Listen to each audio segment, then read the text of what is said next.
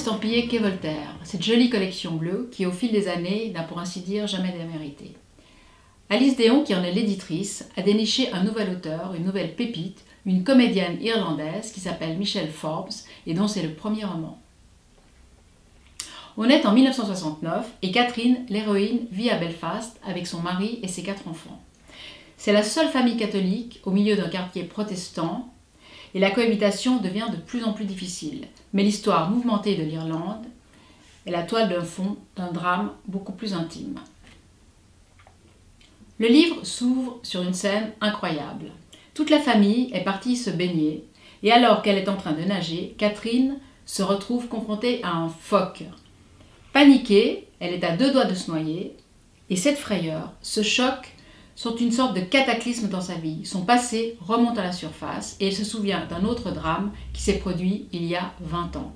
Lorsqu'elle était chanteuse lyrique amateur, qu'elle jouait Carmen, et alors qu'elle était déjà fiancée à George, son futur mari, elle était très amoureuse de Tom, le tailleur. C'est comme si ce passé prenait peu à peu possession de son esprit, de ses forces, de son corps, sans qu'elle puisse lutter. Cette histoire, d'inspiration en partie autobiographique, puisque Michelle est la fille de Catherine, se déroule sur 2 périodes, en 49 et en 69. Il y a quelques scènes d'anthologie, celle de la presque noyade, qui ouvre le livre, mais une autre où Catherine essaye le costume de Carmen que Tom lui a créé.